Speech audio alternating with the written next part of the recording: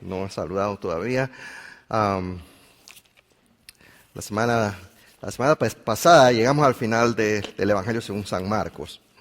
Am, Así que durante las próximas semanas vamos a pasar un tiempo en el Antiguo Testamento. Y les voy a invitar que abran su Biblia en el libro del profeta Habacuc. Muchos de ustedes van a tener que chequear el índice.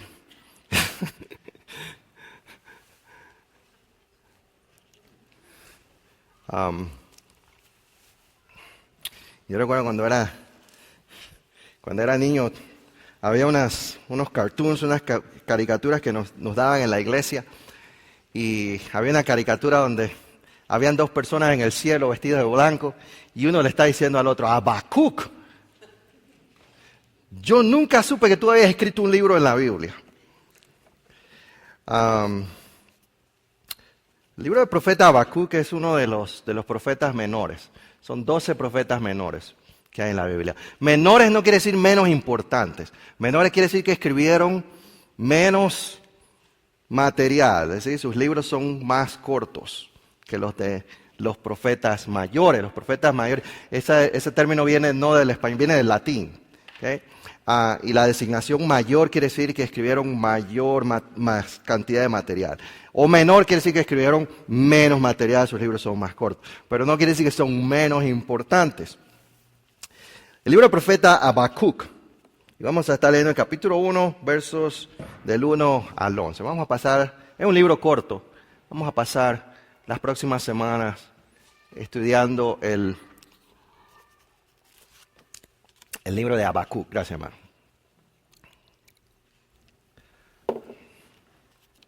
Habacuc 1, versos 1 al 11.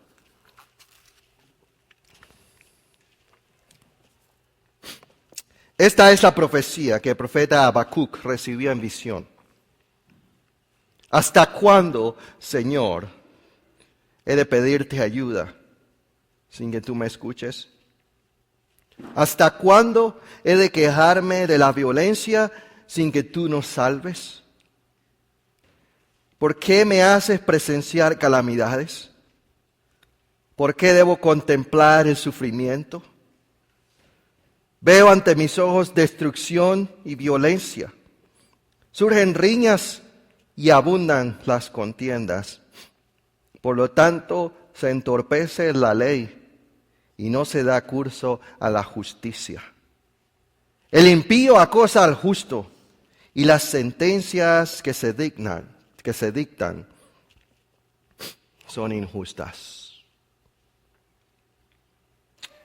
La respuesta del Señor. Miren a las naciones, contémplenlas y quédense asombrados.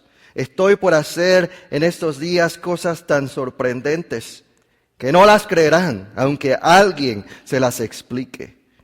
Estoy incitando a los caldeos, ese pueblo despiadado e impetuoso que recorre toda la tierra para apoderarse de territorios ajenos. Son un pueblo terrible, temible y espantoso, que impone su propia justicia y grandeza. Sus caballos son más veloces que leopardos, más feroces que lobos nocturnos. Su caballería se lanza a todo galope. Sus jinetes vienen de muy lejos, caen como buitres sobre su presa. Vienen en son de violencia, avanzan sus hordas como el viento del desierto. Hacen prisioneros como quien recoge arena.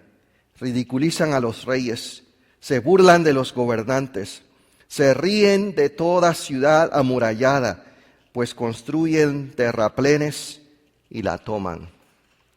Son un viento que a su paso arrasa todo. Su pecado es hacer de su fuerza un Dios. Señor, añada bendición a su palabra. Oremos. Señor nuestro Dios, una vez más estamos delante de tu presencia, acercándonos a tu palabra con corazones humildes, dispuestos a recibir lo que tu palabra tiene para nosotros. Háblanos, Señor. recuérdanos una vez más que no es solo de pan vive el hombre, sino de toda palabra que sale de la boca de Dios. Y que este Espíritu, el mismo Espíritu que inspiró esta palabra a los autores, esté con nosotros hoy, ahora, aquí, en medio nuestro, iluminándola y abriéndola para nosotros. En el nombre de Jesús, te pedimos estas cosas. Amén.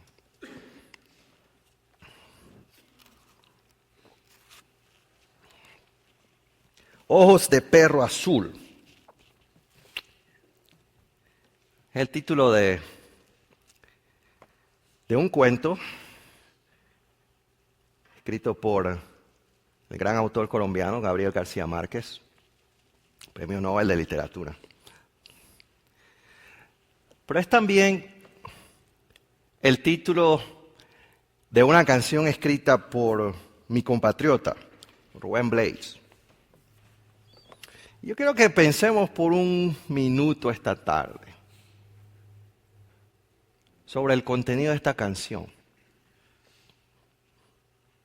Dice así: ojos de perro azul,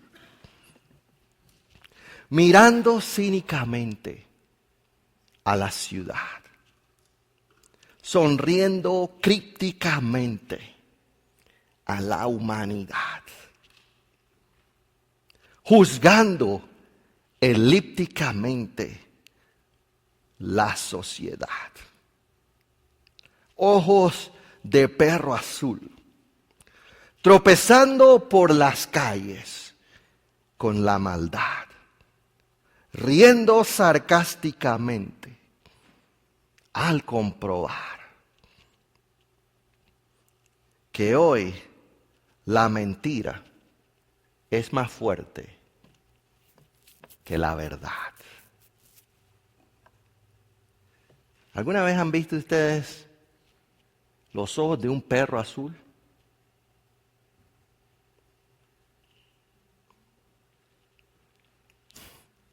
No, yo tampoco, porque no existen. Pero es una metáfora, es un símbolo. Si le prestan atención a la canción, ojos de perro azul es un símbolo, es el símbolo, es una metáfora. Ojos de perro azul es la visión de aquel que observa la sociedad, analiza lo que sucede en la sociedad y juzga la condición moral de la sociedad en la que vive. Ojos de perro azul, tropezando por las calles con la maldad y riendo sarcásticamente al comprobar que hoy la mentira es más fuerte que la verdad. Es un juicio moral. Ojos de perro azul son la conciencia de aquel que mira a su alrededor y ve mentira, ve engaño, ve violencia, ve injusticia. Y juzga en su corazón la condición moral de la sociedad en la que vive. Y en ese sentido, muchos de nosotros tenemos ojos de perro azul. Y debemos tenerlos. Debemos mirar a nuestro alrededor y contemplar y considerar la situación, la condición moral del mundo en que vivimos.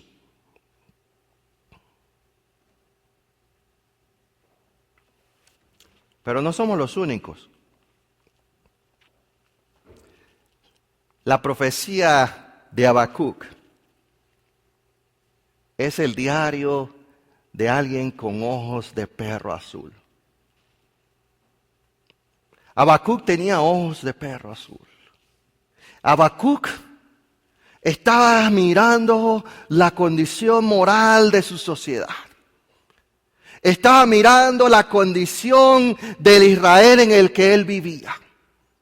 Y estaba juzgando la condición moral del pueblo, de la nación en la que él vivía. ¿Hasta cuándo, Señor, me haces ver la violencia? ¿Hasta cuándo me haces ver la injusticia? ¿Hasta cuándo me haces ver opresión? ¿Hasta cuándo me haces ver corrupción? ¿Hasta cuándo, Señor, he de pedirte ayuda sin que tú me escuches? ¿Hasta cuándo he de quejarme de la violencia sin que tú nos salves? ¿Por qué me haces ver injusticia, calamidad? ¿Por qué tengo que mirar al sufrimiento? ¿Por qué veo ante mis ojos destrucción y violencia y riñas y contiendas? Un profeta mirando a la sociedad y considerando la condición moral de su pueblo, mirando a la injusticia, mirando a la opresión, mirando a la corrupción. Esa era la condición de Judá, esa era la condición del pueblo de Israel en los días de Habacuc. El rico aprovechándose del pobre. El juez tomando, en Panamá decimos, le mojaron la mano. ¿Sí? Cuando le pasan algo así por debajo de la mesa y el juez falla para el lado donde le mojaron la mano. Esa era la condición de Israel. Opresión, violencia, corrupción, inmoralidad sexual y religiones paganas. El pueblo le había dado completamente la espalda a Dios. Y Habacuc era un hombre con ojos de perro azul. Habacuc era un hombre mirando a la sociedad, mirando lo que estaba sucediendo y considerando en su corazón la condición moral de esa nación, de su pueblo, de su nación, de su país, de su sociedad.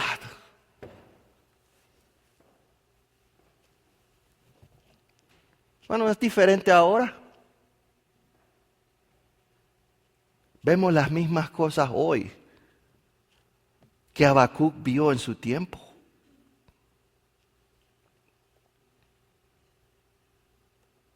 Corrupción. Hace unos años mi padre tuvo un accidente de carro, se chocó. Lo chocaron. El otro tuvo la culpa. Y llegó el policía.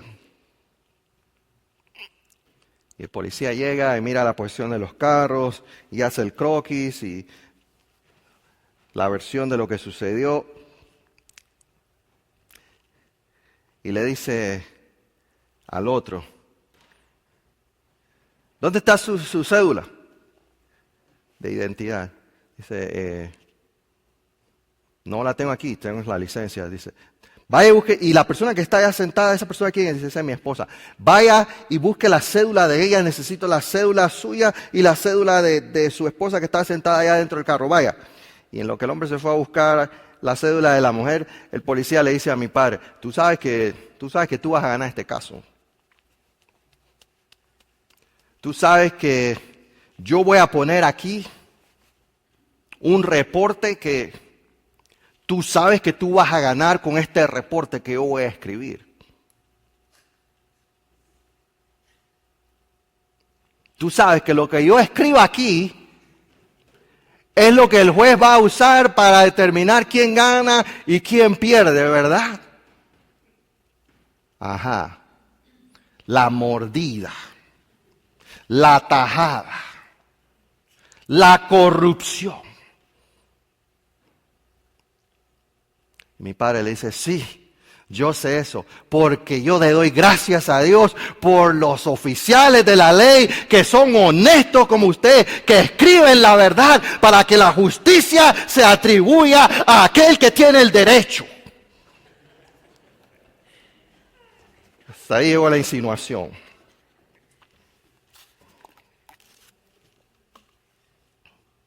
Injusticia, corrupción de las autoridades, opresión del más débil, opresión del rico sobre el pobre, desigualdad social. Esa era la condición en los días de Habacuc y es la condición de nuestros días hoy, de nuestra sociedad hoy. Pero Habacuc dice, ¿hasta cuándo, Señor? Hay una diferencia. Nos pasa a todos nosotros,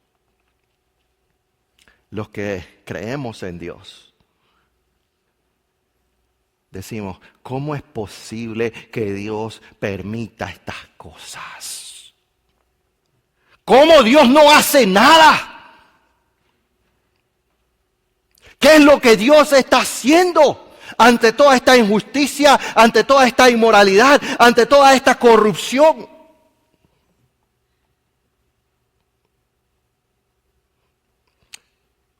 Un conocido, un compañero una vez me dijo, si yo fuera el jefe de Dios, ya hace tiempo lo hubiera votado, porque no hace su trabajo. Qué bueno que Él no es el jefe de Dios. Pero nos preguntamos, ¿dónde está Dios? Habacuc se preguntaba, Señor, ¿hasta cuándo es, Señor, de pedirte ayuda sin que tú me escuches? ¿Hasta cuándo he de quejarme de la violencia sin que tú nos salves? ¿Dónde estás y qué estás haciendo? Nos preguntamos eso cuando vemos la injusticia, cuando vemos la opresión, cuando vemos la desigualdad social. El padre Héctor Gallegos era un hombre de Dios. Pasó la mayor parte de su ministerio en las montañas de Panamá, ayudando a los campesinos, organizándolos en cooperativas, a los productores de café. Sí, predicando, donde muchos protestantes no habíamos llegado. Pero eran días peligrosos, porque era el tiempo de la dictadura militar.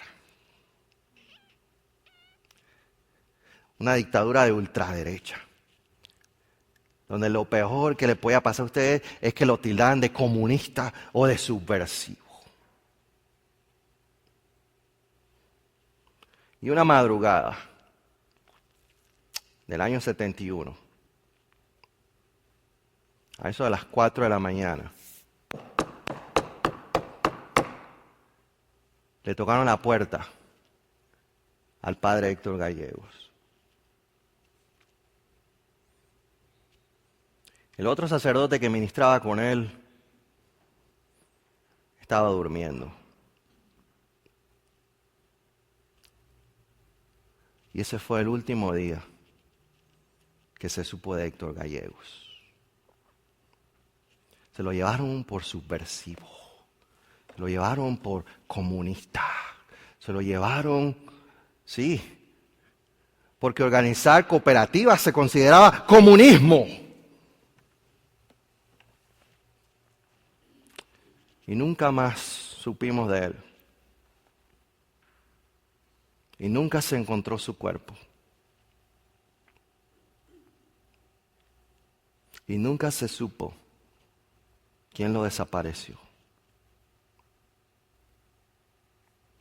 Y nunca, aparentemente, se hizo justicia. ¿Y dónde está Dios que permite esas cosas? Esa es la pregunta de Habacuc. ¿Hasta cuándo, Señor, he de pedirte ayuda y tú no escuchas? ¿Hasta cuándo he de quejarme de la violencia y tú no salvas?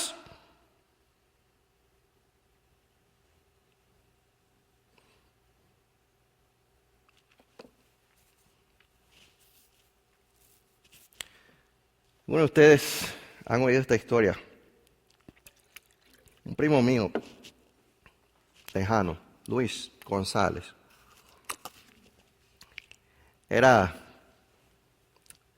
líder de un grupo cristiano en la Universidad Nacional, en la década de los 80. Estudiante de Derecho. En América Latina los estudiantes de Derecho siempre andan en política. Pero él no estaba en política. Él era el líder del grupo de jóvenes cristianos de la Facultad de Derecho de la Universidad Nacional. Y un día que se formó una protesta, que empezaron los estudiantes de Derecho. Y vino el ejército y cercó la universidad. Luis estaba dirigiendo un grupo de oración en un salón en la Facultad de Derecho. Le dijo a los muchachos, muchachos, vamos a orar porque alguien puede morir hoy. Y oraron. Que el Señor tuviera misericordia de cualquier persona, soldado o estudiante,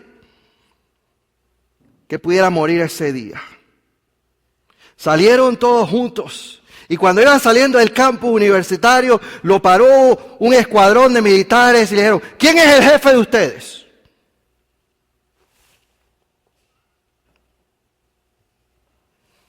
Lo agarraron, lo golpearon y le descargaron las armas.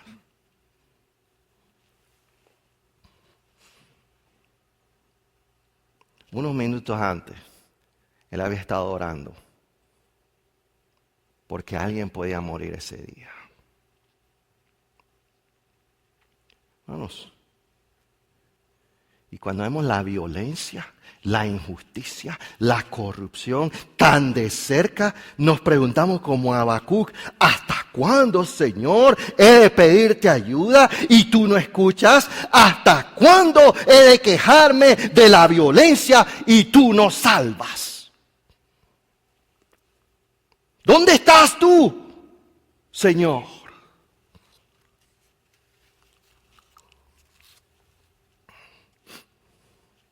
El Señor le contesta al profeta.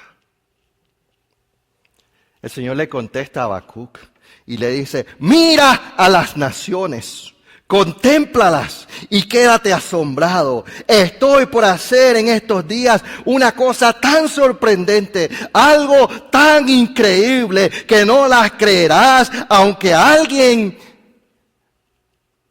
te la explique. He aquí, dice el Señor, yo levanto a los caldeos, yo levanto a los babilonios, una nación enemiga de Israel. Yo los levanto y ellos van a venir contra Israel con caballos veloces, con armamento, con artillería. Pueblo feroz, veloz como el leopardo, rapaz como lobos en la noche, crueles, sanguinarios. Bueno, los babilonios, no había muralla que los sujetara. No había nación que los resistiera. Y cuando los babilonios entraban, iban arrasando, iban quemando casas, iban violando mujeres, abrían con sus espadas el vientre de la mujer encinta y le sacaban el feto. He aquí, yo levanto a los babilonios, los caldeos. Una nación sanguinaria, una nación terrible, una nación temible. Y los traigo desde el norte para arrasar a Judá, para castigar a Judá, para castigar a Israel por sus pecados.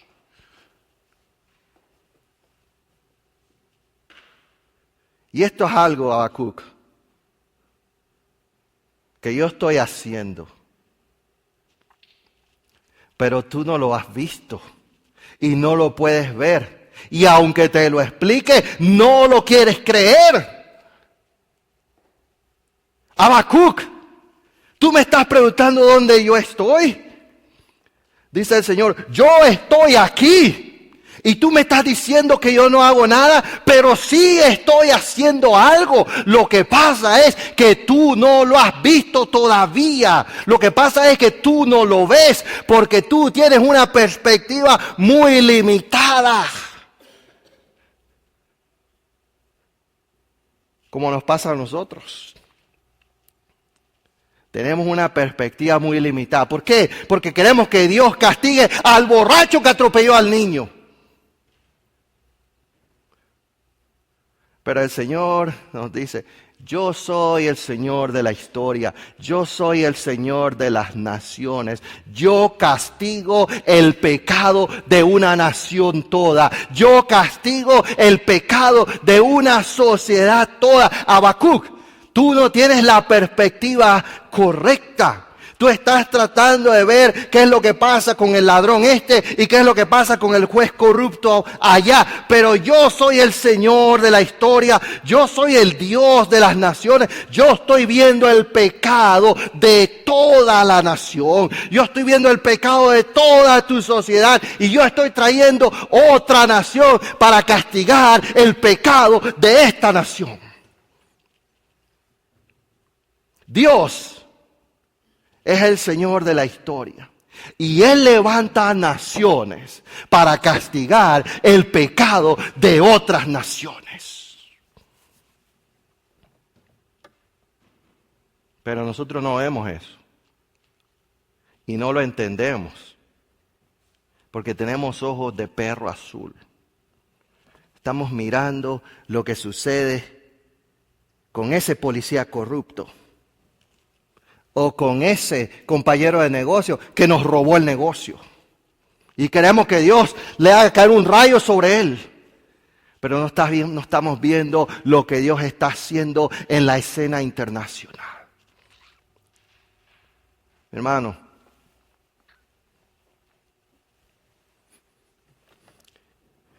¿usted sabe por qué se cayó el comunismo soviético? Porque Dios es el Dios de la historia. Él es el Dios de las naciones. Y Él es justo. Y Él decidió que ese sistema corrupto y anticristiano tenía que caer.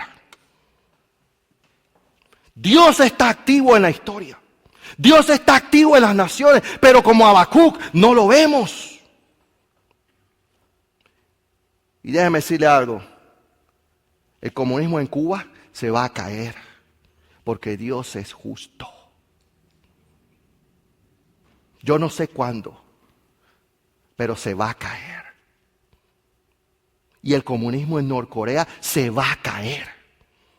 Porque Dios es justo, porque Él está levantando nación contra nación. Él es el que levanta nación contra nación para hacer justicia y castigar a las naciones por sus pecados.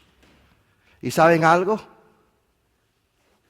La dictadura militar que asesinó al padre Héctor Gallegos y asesinó a mi primo se cayó también. Porque el Señor levantó a los Estados Unidos de América y vinieron y arrasaron completamente con ese gobierno. Porque Dios es justo y Él está haciendo justicia en la historia y en la escena internacional. Pero nosotros no lo vemos.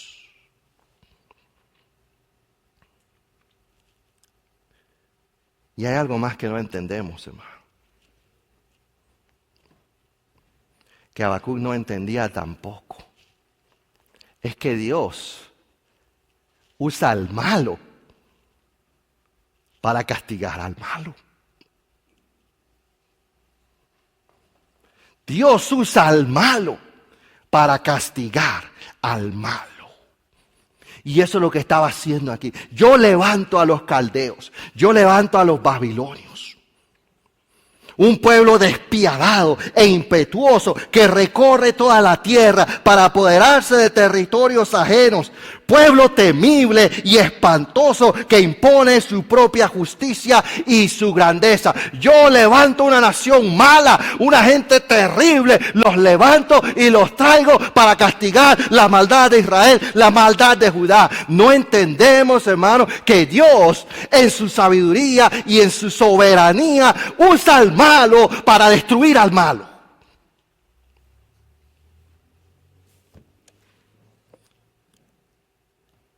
¿Usted cree que Dios no está haciendo nada? Dios está haciendo algo, pero nosotros no lo vemos,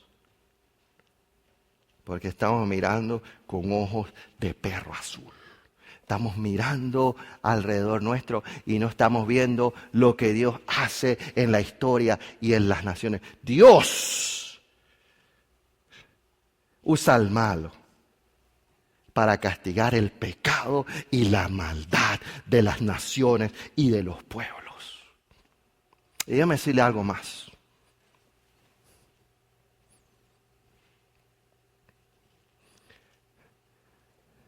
La nación que Dios usó, la nación que Dios levantó para castigar la maldad en Panamá, Dios la está juzgando ahora. Porque Dios está usando a los terroristas. ¿Sí?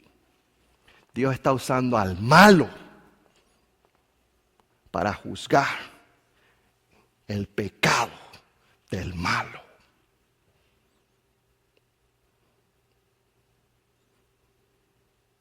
¿Usted cree que los terroristas los usa el diablo? Dios los usa también. Y aquel que es malo es la espada de Dios para castigar a otro malo. Pero no lo queremos ver y no lo queremos aceptar. Porque estamos con la perspectiva incorrecta. No estamos viendo las cosas desde la perspectiva de Dios. Sí, mi hermano. ¿Usted cree que Dios no hace nada? Pero Dios está haciendo algo. Lo que pasa es que nosotros no lo vemos. Lo que pasa es que nosotros no lo entendemos. Porque no estamos viendo lo que Dios está haciendo en la historia y en la escena internacional y en las naciones. Y no entendemos que Dios usa al malo para castigar al malo. Dios está haciendo algo, pero no lo vemos ni lo entendemos. Porque no entendemos sus caminos, no entendemos sus propósitos y no tenemos su perspectiva. Estamos mirando a la injusticia en la sociedad con ojos de perro azul, con una perspectiva puramente humana. Pero el Señor levanta la perspectiva de Habacuc y quiere que tú levantes tu perspectiva también y entiendas y veas desde la perspectiva de Dios que Él está haciendo algo, porque Él es el Señor de la historia y de las naciones. Lo que pasa es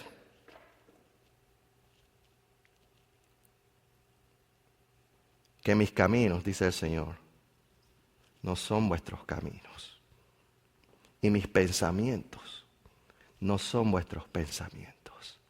Así como son más altos los cielos que la tierra, así son más altos mis caminos, más que vuestros caminos. Y mis pensamientos, más que vuestros pensamientos. Oremos.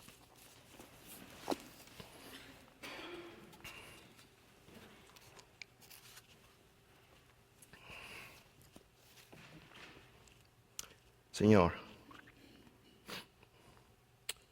tú eres el Dios de la historia y de las naciones y de la política internacional.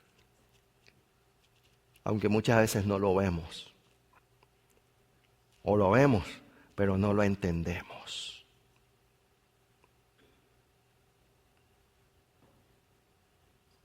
Porque miramos las pequeñas injusticias que suceden a nuestro alrededor. Pero no vemos cuando tú levantas una nación para castigar a las naciones que han cometido injusticia y opresión y violencia.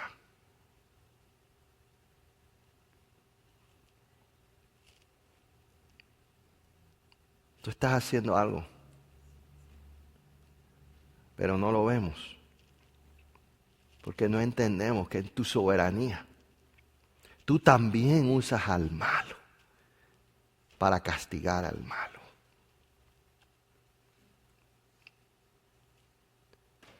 Ayúdanos a ver las cosas de tu perspectiva.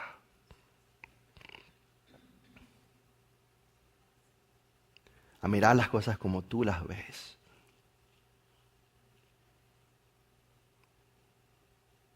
Sí. Y un día sabemos, tú traerás la justicia perdurable. Pero eso no significa que tú no estás haciendo nada hoy.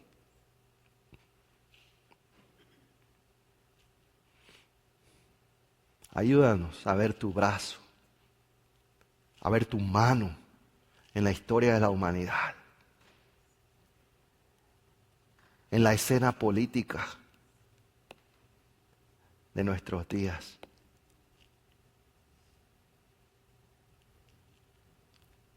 Y Señor, ten misericordia de Canadá. Porque sabemos que tú juzgas a las naciones. Ten misericordia de esta nación, que cada día se aparta más de ti, que cada día te da la espalda.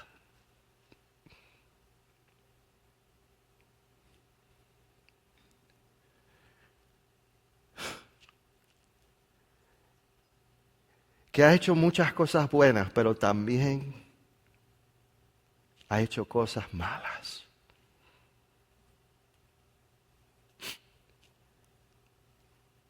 Y ten misericordia de este país. Porque sabemos que tú juzgas y tú levantas naciones y las derribas también.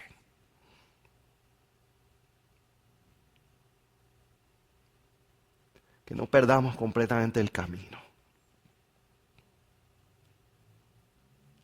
Para que tú no tengas que levantar al impío, al malo, contra nuestra nación.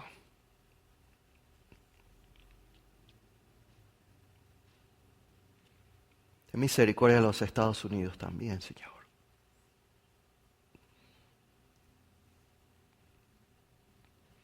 Una nación que ha hecho tanto bien, pero que también se ha apartado de ti.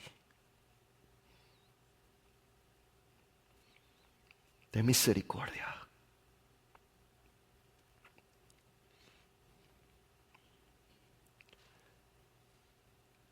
Para que tú no la destruyas en manos de los malos, sino que ellos puedan volverse a ti.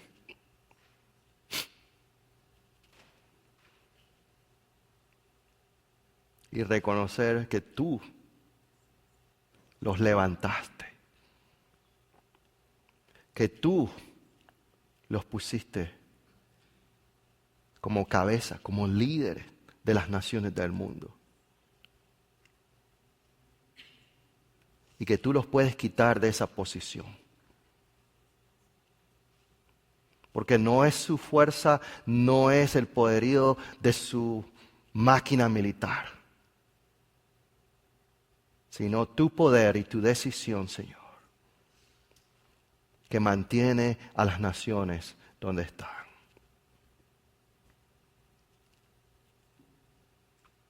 Que ellos se vuelvan a ti, sepan, reconozcan que tú los has puesto en alto.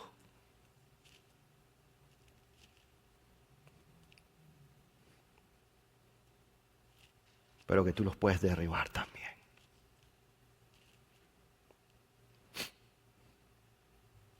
En tus manos está, Señor, el destino de nuestras naciones. Porque tú eres el juez de toda la tierra. Confiamos en ti y esperamos en ti. En el nombre de Jesús. Amén.